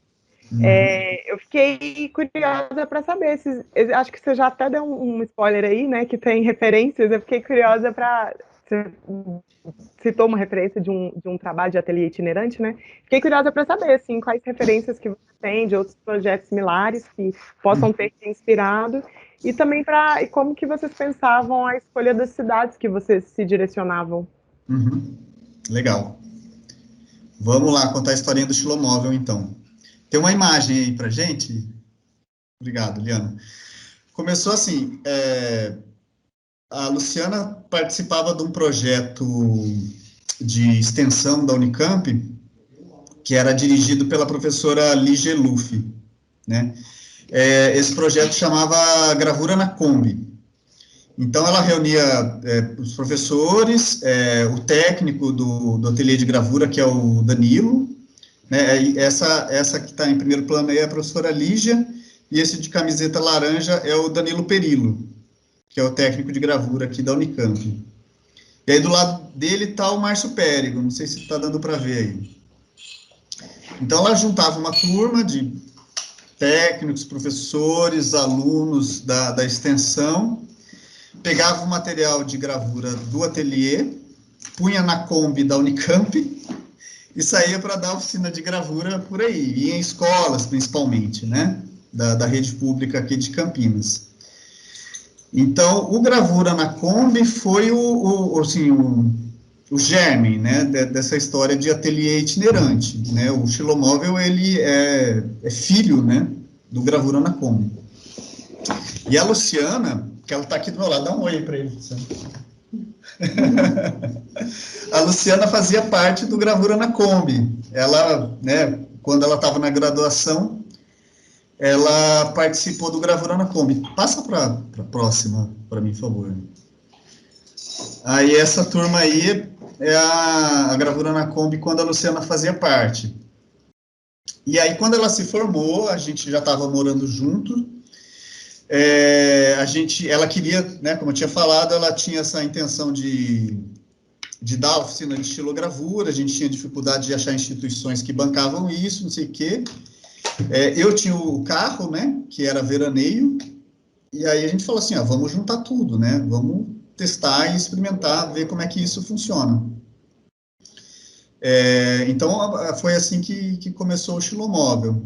Tem uma foto aí, foi uma oficina do Gravura na Kombi, que foi na praça do centro de Campinas, no Largo do Rosário, né? Então, acho que essa foi uma das primeiras experiências, assim, inclusive fora de instituição, né? Porque eu acho que isso foi uma característica também do xilomóvel que a gente tentou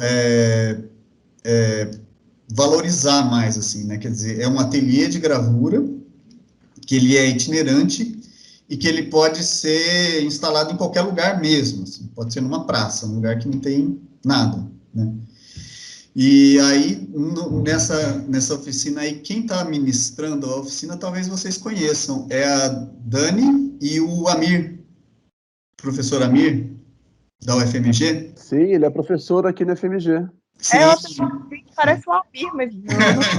É ele mesmo que está aí, na época da graduação, dando oficina na Gravura na Kombi. Depois vocês falam para ele que eu fiz fofoca dele. Legal.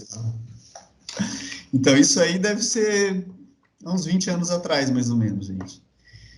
Então, o xilomóvel, assim, a primeira influência dele, né, foi o Gravura na Kombi, né? Foi uma influência direta, assim, desse projeto. E aí a gente tentou ir para essa coisa mais, ocupar o espaço da rua, né, da praça, e, enfim. Aí outra influência nossa foi o Piratininga, né, que é tanto como ateliê, assim, né, como ateliê coletivo de trabalho, de pesquisa, mas também dessa experiência da ocupação da rua, né, da ocupação do espaço urbano através da gravura, né. Aí eu lembro quando eu vi o Ernesto falando do projeto do Lambi Lambi e tal, isso foi uma coisa que mexeu muito comigo, né, essa experiência. E eu acho que um dos nossos trabalhos mais legais e mais bacanas de fazer é essa experiência de dar a gravura na praça, né, num espaço aberto, num espaço que as pessoas estão circulando, que é acessível a todas as pessoas mesmo, né, porque mesmo quando você tem uma instituição pública oferecendo uma atividade gratuita, tem um público que essas instituições não atingem, entendeu? Porque tem pessoas que, na cabeça delas, elas não pertencem àquele espaço, né? Mesmo que a instituição não cobra ingresso, não cobra mensalidade, é gratuito, não sei o quê, existem muitas barreiras que separam as pessoas das instituições, né? E a praça é um lugar que é realmente aberto a todo tipo de pessoa. Então, quando você está trabalhando na praça, você realmente consegue atingir muitas pessoas, né? Muitas pessoas diferentes que não teriam acesso àquilo que você está compartilhando em outros locais, né? E é uma coisa que, ultimamente, a gente tem feito muito pouco, assim, mesmo antes da pandemia, a gente estava tendo muito pouca oficina, assim, em praça. Porque, aí você perguntou das cidades, né? As cidades, na verdade, não é muito assim a gente que escolhe, né? A gente sempre faz uma parceria com alguma instituição para dar as oficinas, né? Então, por exemplo, tinha uma época que aqui em São Paulo tinha as oficinas culturais do Estado. E, então, isso eram instituições descentralizadas, né? Então, tinha muito no interior, assim. Tinha oficina cultural de Sorocaba, oficina cultural de Limeira, oficina cultural de Ribeirão Preto. Então, essas instituições chamavam a gente para dar oficina, e aí a gente ia para as cidades do interior, assim, lugares assim, lá na divisa com o Paraná, lugares que não tinham nenhuma estrutura cultural. A gente dava oficina no coreto da praça, no salão paroquial da cidade, no postinho de saúde, que são as referências geográficas da cidade, assim, para a comunidade, são esses locais. Então, a gente atendia, assim, as cidades ou os bairros que essas instituições parceiras chamavam a gente, né? Então, a gente trabalhou muito com as oficinas culturais, com prefeitura, com o SESC, e aí, para onde mandavam a gente ia, né? Muita saudade da oficina, gente. Nossa, bastante. Ô, Márcio, isso é bem aquela história da música do Milton, né? O artista tem que ir onde o povo está, né? Sim, verdade. Exatamente, Não é? Mas essa questão do temor de entrar em espaços culturais, isso é real mesmo no Brasil, né? Super, e super. o próprio professor Costela, que o Museu da Estilogravura é gratuito para os moradores de Campos do Jordão, só que muita gente não entra por vergonha, e tem gente que faz até o sinal da cruz, que acha que é igreja, sabe? É uma coisa assim.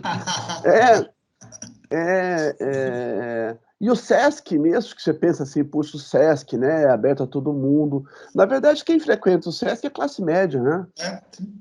Né? Não é? Os pobres não se sentem donos daquilo. Então, esse é um trabalho realmente anarcocultural, eu acho fantástico. Teve um projeto muito legal com o SESC, que a gente fez, que era o Bibliosesc. E aí eles têm um caminhão que é uma biblioteca, né? E aí esse caminhão, ele tem, toda semana, ele tem o dia certo que ele vai naquele bairro. E aí era bairro periférico mesmo de São Paulo. Zona Sul, Grajaú, Campo Limpo, lá na periferia mesmo de São Paulo, né? E aí toda semana o caminhão para naquele local e é muito legal, porque o caminhão chega e aí o pessoal já está lá com o livro debaixo do braço, esperando para renovar, trocar o livro. É muito bacana, é formação de público mesmo. Uhum. E aí a gente fez alguns projetos que a gente chegava, o Xilomóvel chegava junto com o Bibliosesc. Então, estava a biblioteca lá instalada, e aí a gente montava o ateliê de estilo e dava oficina, assim, na rua, no bairro, onde o Bibliosesc parava. E aí, sim, aí a gente atingia público ali do bairro mesmo, da comunidade, aí era bem legal. Aí esse era bem democrático mesmo. Aí a gente Outra chegava questão que eu achei bem... muito interessante naquela conversa nossa com a Patrícia foi esse paradigma do desenho, né? Que você observou. Eu achei isso muito curioso, que muita gente que se acha incapaz de desenhar, quando chega, às vezes, na estilogravura, vai pelo caminho do entalhe, né? E descobre sim. uma potência ali. Isso Sim. eu achei muito curioso, né? Porque esse bloqueio de não saber desenhar, ele é muito forte, né? E é uma coisa que está arraigada no nosso sistema educacional. Sim. É uma coisa que é muito visível, assim. A criança começa a escrever, ela para de desenhar. Uhum. É automático, assim. Isso está arraigado no nosso sistema de ensino, né? E é uma coisa que não precisava acontecer, né? Podia continuar fazendo as duas coisas ao mesmo tempo, mas, enfim, é assim que a coisa funciona. Então, todo mundo chega eu acho que quem está tendo experiência com a educação, aí, vocês estão vendo isso, né? Assim, as pessoas, ninguém não sabe desenhar. Não, é um bloqueio muito forte, né? Então, você faz esse convite para as pessoas, tem uma resistência muito grande, né? A resistência é muito forte, de muitas coisas, né? Que o desenho está ligado à frustração, a não sei o quê, né? Então, a um campo que eu não pertenço, né? Então, e aí, quando você oferece uma coisa que é muito nova, que a pessoa não tem esse bloqueio, o caminho está aberto, né? É um caminho novo. Uhum. Então, e por exemplo, assim, na pintura também acontece muito isso, né? Quando você chama as pessoas para vir fazer pintura, também tem uma carga muito grande de expectativa e do que é pintura, e a pessoa está fechada à experimentação, né? E na Estilo, como é uma coisa muito nova, que ninguém conhece, as pessoas estão mais abertas a essa experimentação, né? De cortar, de entalhar. É muito legal, assim. Tem gente que, eu não sei o que eu vou desenhar, eu vou ficar aqui só gravando, e fica lá dando goivada na plaquinha de MDF. E vai imprimir. E é textura, a pessoa está fazendo textura. É muito legal, é muito bacana. Uhum. Assim. E ela se interessa, acha aquilo interessante. Fala assim, nossa, que resultado legal que apareceu aqui e tal. Então, você vê que, assim, você tem que driblar, né, esses bloqueios. E a Estilo é uma ferramenta ótima para fazer isso. Funciona muito bem. Eu achei muito interessante isso, Márcio. Muito legal. Tremenda contribuição. E, bem, vamos passar agora para o Pedro. É outra questão sobre o estilo móvel. Bom, acho até que o Márcio respondeu agora a minha questão, mas eu vou repeti-la, né? Foi muito bom de ouvir. Mas essa questão que é o evento mesmo que você comentou, do Estilomóvel chegar e ser essa força. E para você, como artista educador, você consegue ver como isso impacta para você que montou esse projeto, o aprendizado dessas pessoas, esse convite, esse contato, talvez, muitas das vezes, o primeiro contato com a estilogravura, com a gravura no geral, e se isso, de alguma forma, direcionou também a mudanças do projeto ou acrescentou coisas a se experimentar no estilomóvel. Uhum. Então, o objetivo do Estilomóvel principal, assim, ele é de formação de público, né? A gente tem desde o início do projeto, assim, a gente tem essa consciência que a gente estava trabalhando com formação de público, não com formação de artistas, né? E, assim, mesmo o nosso intuito era montar um ateliê de gravura, né, que a pessoa tivesse essa experiência de estar trabalhando num ateliê de gravura, né? Então, com tinta de verdade, com ferramenta de verdade, com prensa, né, e fazer várias cópias da mesma matriz, então ter essa experiência completa, né? Mas mesmo assim, a gente tinha essa consciência de que o nosso objetivo com essas oficinas era a formação de público, entendeu? Quer dizer, o que a gente quer dizer com isso? É aproximar as pessoas do campo da arte, entendeu? tornar possível para ela achar um caminho ali que ela se aproxime do campo da arte, que isso deixe de ser uma coisa tão distante do mundo dela, né? E a gente acha que, assim, participar de um ateliê é uma experiência muito legal, que é, assim, entender como é que o artista trabalha, né? E eu acho que a gente ajudou um pouquinho nesse sentido. Aí, claro, que acontece, porque assim, a maioria das pessoas está tendo contato com xilogravura pela primeira vez, muitas nunca ouviram falar de xilogravura, ou conhecem a xilogravura pelo cordel, né, que é uma coisa muito forte, muito presente, né? Então, quando a gente fala, é a capa do cordel, tal, aí já a pessoa tem uma associação com o que é, né?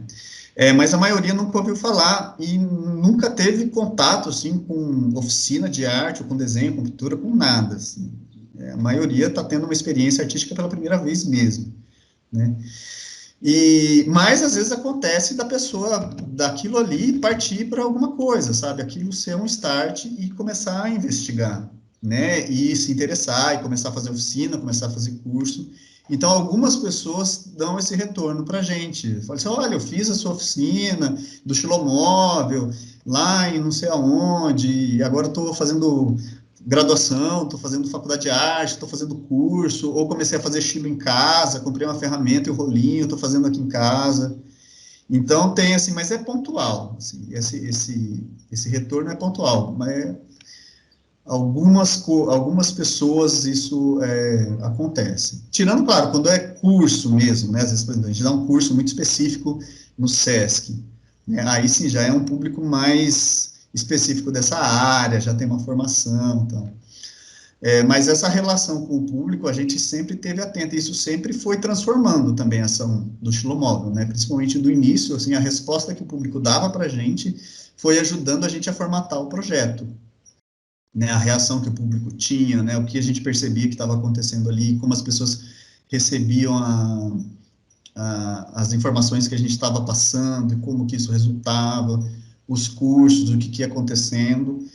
Isso foi ajudando a gente a formatar o projeto, não só a oficina de estilo, mas também os outros, né, as outras atividades que foram surgindo, né, depois a gente criou, por exemplo, a oficina de clichê, né, que é uma oficina que a gente tem as matrizinhas de madeira, os clichêzinhos todos prontos, e a pessoa só imprime e leva para casa essa impressão feita, né, então ela não grava a matriz, né, que é uma demanda, assim, das instituições, mas também do público, né, assim, às vezes a pessoa, ela está numa situação que ela está só passando ali, é um evento, é uma coisa assim, mas 10, 15 minutos que ela passa ali por aquela oficina de impressão, já é uma experiência para ela do que é a xilogravura, né?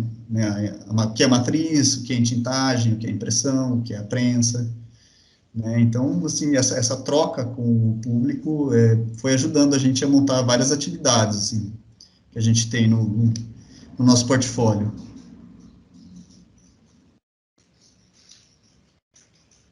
Esse é o papel da avaliação também, né? A avaliação do projeto, né? Faz com que aquilo se realimente, se readeque, né? Acho isso muito... implica numa humildade, né? E essa humildade, ela sempre traz frutos, né? Porque você passa a ouvir o outro, né? Ouvir as coisas que são requeridas, os acertos, os erros, né? Muito legal isso, Márcio. Olha, nós temos duas questões aqui para fechar a nossa conversa. As duas são da Amanda. Né? Eu acho que a penúltima já foi respondida, que era também um pouco desse retorno, né? E aí você já disse que já teve um retorno aí das pessoas. Acho muito interessante pensar isso, porque eu também atuo na área da educação e eu acho que o retorno, você pode ver o vislumbramento ali na hora, mas eu acho que o retorno vem muito depois, às vezes, né? Por exemplo, às vezes era uma criança, passou, sei lá, 5 anos, ela está ali numa graduação de artes e, sabe, você foi um ponto principal para dar esse start nela, assim, enfim, acho interessante. E aí a outra pergunta eu assisti um vídeo, né, no seu canal do YouTube que você apresenta o projeto Xilomóvel, E aí, pelo vídeo, eu havia entendido que o projeto tinha começado pela escrita em um edital. E aí, mas aí na conversa agora você comentou que funciona também com instituições parceiras, né, que convidam vocês e tudo mais. Mas aí eu não sei se eu estou errada, né? Porque a pergunta seria relativa a inscrições em projetos, se você teria dicas para dar para as pessoas que não têm muita experiência ainda em escrever um projeto, né? Porque eu penso no Shilomov como um projeto grande, assim, né? Mas aí eu não sei se ele foi para, né? Acho que fica essa questão. Foi por edital a primeira proposta do Shilomov? Foi em 2009, assim, nosso primeiro trabalho mesmo foi por um edital. Na época tinha os editais da Funarte, né? E eram os editais muito bacanas, porque era um edital no formato de prêmio. Então, você apresentava uma proposta, assim, eu vou realizar tantas oficinas, vou fazer um curso, vou fazer uma exposição, isso, aquilo, e aí o edital vinha no formato de um prêmio, você recebia um prêmio, e aí você você tinha que fazer aquilo que você tinha se proposto a fazer, não precisava prestar conta, apresentar nota fiscal, nada disso, você usava o dinheiro do jeito que você queria, mas você no final tinha que apresentar, realizado, tudo aquilo que você tinha proposto, né? E aí o primeiro edital que a gente ganhou era nesse formato, e aí foi muito legal, porque a gente arrumou o carro, consertou o carro, comprou prensa, comprou goiva, comprou papel, tinta, né? A gente realmente montou o ateliê itinerante com esse primeiro edital da Funarte, né? O edital foi em 2009, foi no primeiro ano do projeto, em 2010 a gente realizou ele em Valinhos, né? Nossa, desde então, a gente fez muitos editais, até hoje, assim, inclusive agora a gente está maluco aqui, porque está na temporada dos editais do PROAC, que abrem todos ao mesmo tempo, né, muito joia. Então, a gente está aqui, escrevendo 10 editais ao mesmo tempo, escreve um edital com parceiro, escreve um edital com amigo e tal, estamos aqui na loucura dos editais. Gente, edital é isso, sabe? Você escreve, faz um projeto, manda, não é aprovado, aí manda de novo, não é aprovado, aí você reescreve, pensa de novo sobre aquilo, mostra para outra pessoa, a pessoa lê, te dá dicas, e você vai tentando, assim. No começo, uma coisa que a gente fez que foi imprescindível para a gente fazer no Shilomóvel, as primeiras oficinas que a gente fez, a gente não tinha nada, assim, não tinha goiva, não tinha ferramenta, mas a gente queria saber se esse formato dava certo, se ia funcionar, né, o que a gente estava pensando em fazer. Então, a gente chamou uns amigos, né, da Unicamp, e pediu goiva emprestada, pegou rolinho emprestado, pegou uma tinta emprestada e fomos para a praça, assim, falou assim, vamos fazer uma oficina de xilogravura aqui na praça com a gente? E aí vamos. Assim, a gente fez 2 oficinas piloto, assim, para entender como que era a dinâmica de uma oficina na praça, assim, né, se isso ia dar certo, que materiais que a gente ia precisar, o que a gente precisava levar. A gente levou coisas que depois a gente, por exemplo, percebeu que era bobagem. A gente levou caixas de livro, assim, de gravura, para as pessoas verem e tal. E isso é uma coisa que a gente abandonou, assim. Isso na praça não vai funcionar. Nunca mais levando livro para as pessoas verem. O ambiente não tem essa dinâmica, né? Então, essas oficinas pilotos que a gente fez, né, com os amigos, foi muito importante para a gente entender o que era o projeto, o que a gente estava querendo, o que a gente ia fazer, quais materiais davam certo, quais materiais não funcionavam, né, que tipo de madeira que a gente ia levar para fazer uma oficina na praça com gente que nunca gravou, né? Então, fazer essas experiências pilotos foram muito importantes. E eu acho que, com certeza, isso ajudou muito a gente escrever o projeto. E o projeto ficar, assim, factível, né? Porque acho que quem lê o projeto, acho que percebeu que a gente estava, assim, a gente tinha ideia do que a gente ia fazer, né? E funcionou, né? Então, a minha dica para vocês é essa, assim, não fiquem... não fiquem desanimados, assim, se vocês mandarem um projeto para edital e não passar, porque não passa mesmo, gente. É muita gente escrevendo edital, entendeu? Hoje em dia, você tem um edital para contemplar 10 projetos, você tem 1.000 pessoas, 500 projetos escritos, gente escrevendo projetos muito legais, muito bacanas. Então, é um aprendizado, assim, aprendizado.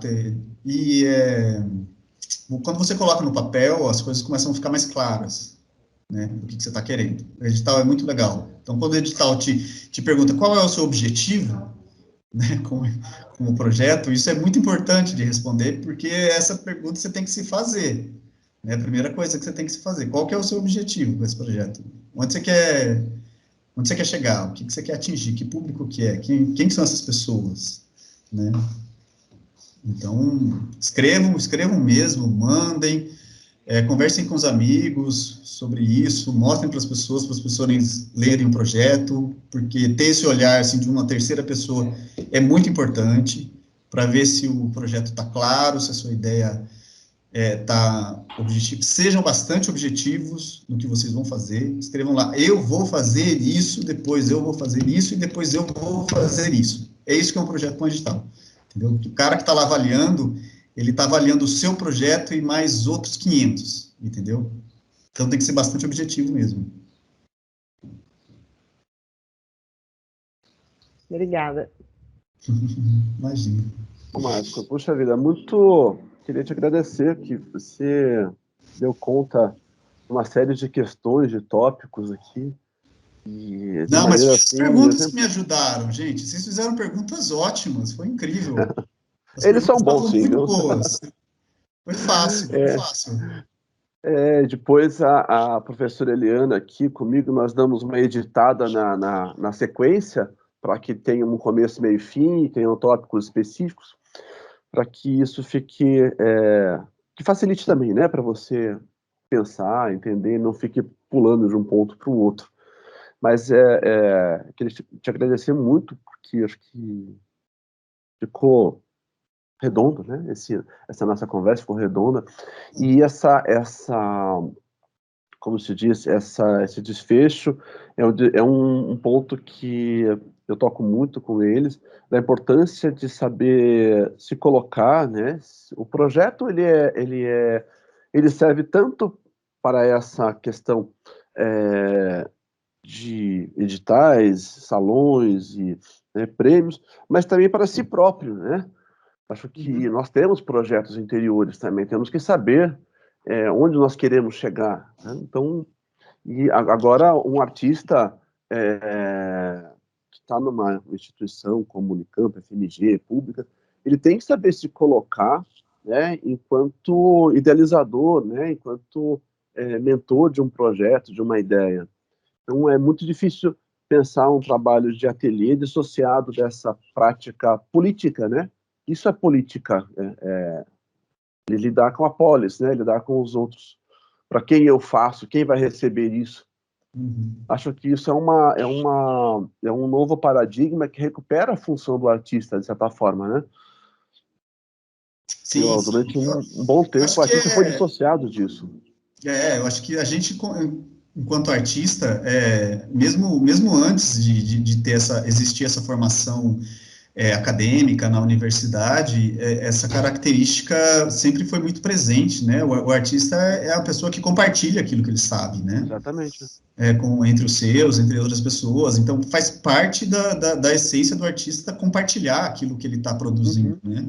Não existe artista que não compartilha aquilo que faz, né? Então, e isso acontece de muitas maneiras, né? Seja com uma exposição de trabalhos, seja com uma oficina, seja trocando informações com outro colega no ateliê. Isso acontece de muitas maneiras, mas acho que faz parte da nossa essência, né? Concordo. Mas exatamente. Eu acredito que agora isso esteja voltando com muita força, né? Essa necessidade de compartilhar, de se encontrar, no final das contas, nós fazemos arte para os outros, né? Sair de lá, nós fazemos para mostrar. Acho que nós materializamos um sonho.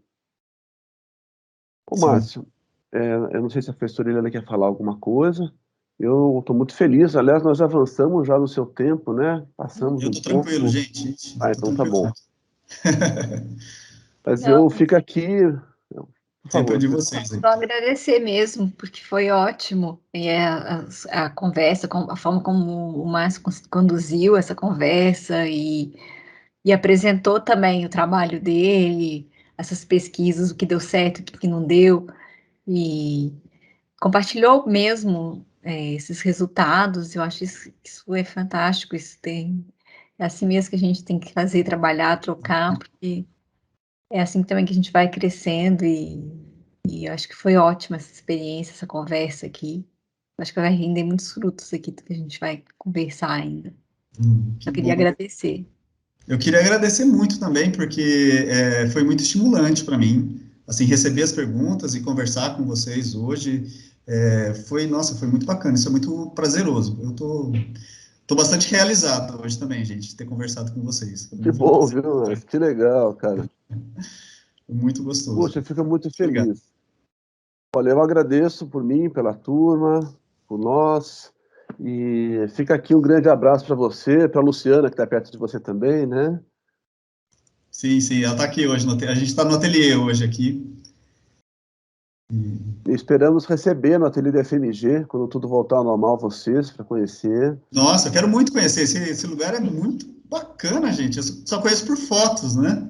É, muito legal. Eu queria visitar, com certeza. Uhum. E o pessoal mais legal ainda, viu? Né?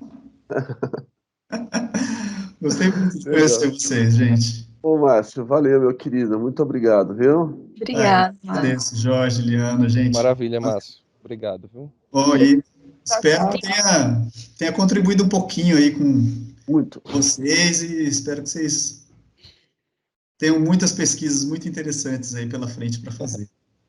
Vamos sim, cara. Depois quero ver tudo. Obrigada. Fica assim, Márcio. Um grande abraço. Tudo de bom, viu? Um abração para vocês também. Ah, tem um neném ali. Tem.